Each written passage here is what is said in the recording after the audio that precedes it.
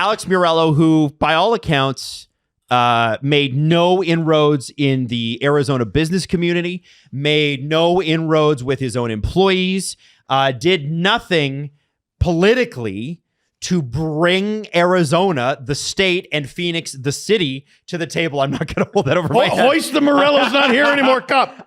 Is apparently walking away from his right to reinvigorate and restart the Coyotes franchise. Because if you're going to restart the Coyotes franchise, you need to be building like this fall. Because the thing about those deals were that they needed to be able to have an arena to play in at that time. Now, the problem is that he still owns the Roadrunners of the AHL. They are doing extraordinarily well in Tucson. So what is he going to do? Move them to Reno in the next 3 to 5 years. Oh, what? Is that actually? They were going to play in Mullet, and then I heard that was canceled. That is canceled. They were going to play 5 games in Mullet. They are now not going to. Okay. And apparently, according to Phoenix Sports this morning, the plan is to move them to Reno, Nevada. Reno, Nevada? Yeah. But they got a team in Henderson. Well, that's what I thought too. I was like, this doesn't make sense. This guy sucks. Yeah, maybe he's got some business interest there. I didn't investigate it any further. I think I saw some Coyotes fans griping yesterday. Like this means that the Coyotes are further from coming back than they were yesterday. No, it doesn't. I wholeheartedly disagree. They're closer. You just want closer to returning to the NHL. Honestly, now that they don't have this friggin' clown. Gary needs to buy Matt Ishbia as many dinners as he possibly can to get that. Gary got his way. You got to remember this. He got his way. First off, this could have been Gary's biggest mistake, and he just, by the skin of his teeth, as my British parents used to call it, skin of his teeth, got out from under this. Mm-hmm. With Meruelo officially walking away, and we don't have anything official on the books, if the NHL takes that IP back, and they're able to interest a billionaire in the area, and it's not hard to get people interested in something like that with the TV market, the population, the tax benefits, all of it. And that person is willing to go politically, get involved, which you need to do at the city level, at the state level to get this all done. I have no doubt that within 5 years, starting from now, we will see the Arizona Coyotes back in a brand new building with tax breaks and all the other great shit that the Illage has got and all the other arena builds around the league. Meruelo made the brand radioactive. No one wanted to work with him. No one was interested. Land auction, all this and all that shit. No one wanted to work with the guy.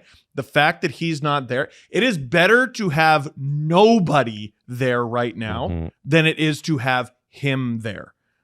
And they gave him an impossible task. The Coyotes are closer to coming back today than they were yesterday. You want to do something for Mr. Meruelo? Let's do it. Na na na na na na na na.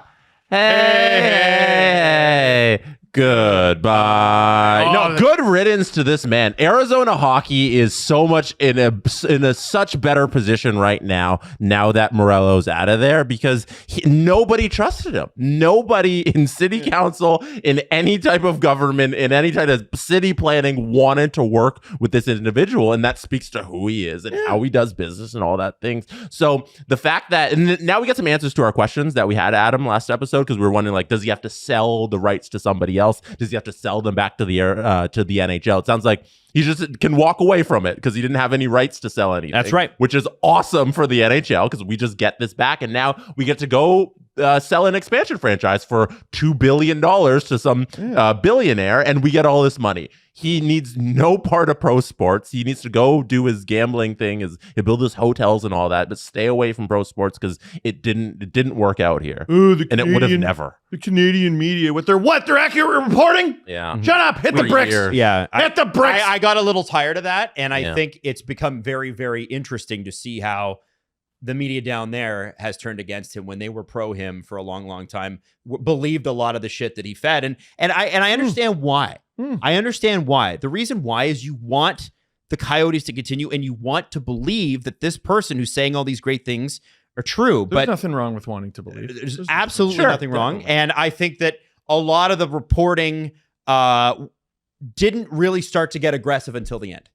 And once it did, boy, it was really good. It was real, real good. But the Coyotes are a non-factor mostly in that market.